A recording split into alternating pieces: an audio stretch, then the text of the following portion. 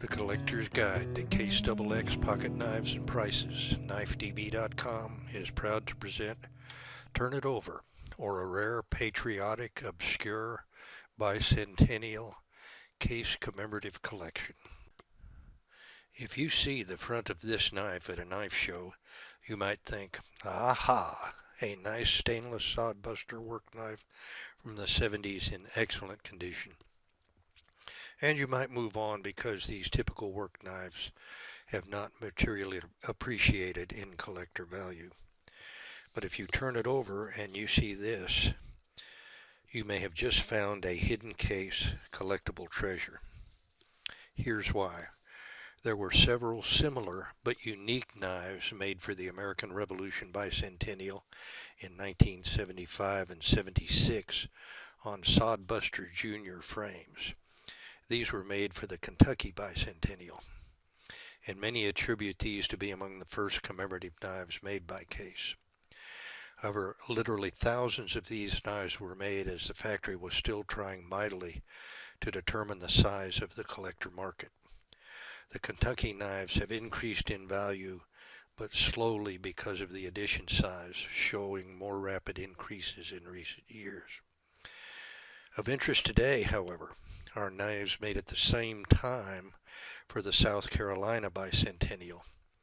These were made for different JCPenney stores in that state. This split market is of interest to collectors simply because a collector couldn't go to one place and get them all. They were scattered about. In addition, these knives were extremely limited for the time, with only 200 made of each unique knife. They celebrated both famous South Carolina battles and South Carolina counties. In September 1983, the Case Collectors Club newsletter is the first historical record I have found on these knives and describes these as special knives for 1976.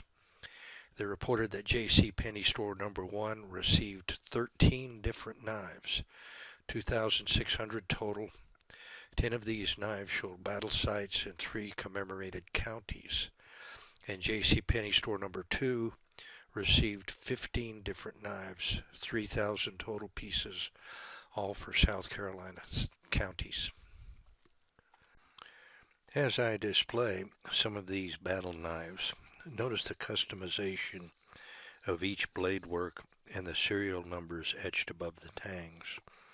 Also, the state outline on each blade has a star indicating the location of each battle site. Further, they have the date of the battle. The Case Collector Club newsletter indicated that 28 knives, 10 battles, and 18 counties would be needed for a complete collection. And instead of the end of the story, this is where the mystery begins. There are actually 46 counties in South Carolina where any knives made for the other counties and not listed. The answer is yes, although these were not listed in the historical 1983 newsletter. At this time, 15 additional county knives have been documented. All of these knives have proven 1976 tang stamp dates, although some of the battle knives are found with 1975 dates. Here's a picture of some of the other counties. Notice again the extraordinary amount of factory work on each knife to make it unique. There is an individual county outline on each blade with the county seat starred. But now the mystery deepens further. Where were the known but not listed county knives marketed? Was it to other JCPenney stores around the state, perhaps to stores near those counties for sale purposes, or to the first 2 described in the Collectors Club newsletter? This is important because if they were scattered to other stores near the named counties, then the difficulty in finding a full set increases. Further, were the other currently undocumented and missing counties even made? Possibly so, but after 35 years of looking on a semi-regular basis, I haven't seen it. The Blade Master would now like to issue a Case Collector Club challenge to help complete this historical record. If you have any information on any of the county knives not currently known or completely documented, please send clear pictures of date tangs and backblade work to david@wordyisms.com. We will add these to www.knifedb.com, which is a website dedicated to case pocket knife collectors. In addition, your name will be listed as the authority along with your knife pictures. Further, you can see detailed examples of more than 30 of these knives on the site. Simply go to the general knife search, put 1975 in the first year and 1976 in the second. Type the model number 2138 and search to see them all. It found 49 different sodbusters between 75 and 76. The first few here are regular production knives. We have to drop down to here to find one of our special ones, and we can go look at knife details and prices, and there we will see details of this knife along with the price and other details like tang stamps and so on. To clarify, I will now show you the known and unknown status of the South Carolina knives through some data tables. I will not leave these on the screen long, so feel free to pause if you wish to study any of them.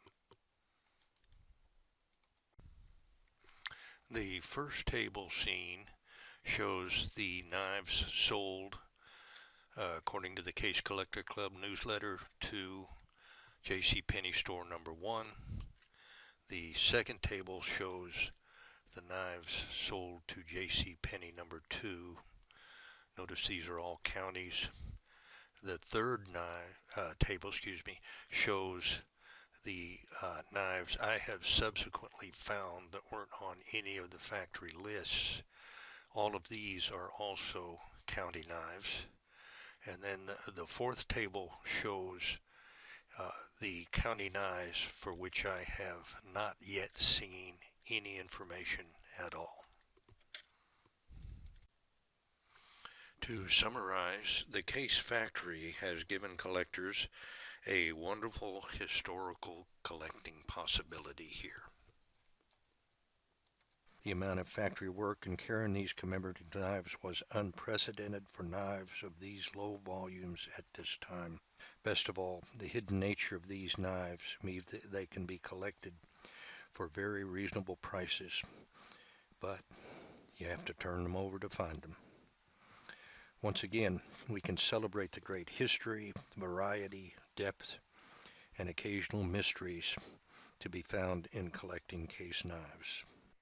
Hey, Blade Master, if I finds one of them knives that you're missing, will you put my name in the database? Ladies and gentlemen, that's Tommy Rex Schnabel, my cousin. Yes, Tommy Rex, I will. Well, I'm going to the hardware store right now. Wait, Tommy Rex, you won't find these at the hardware store. Oh well.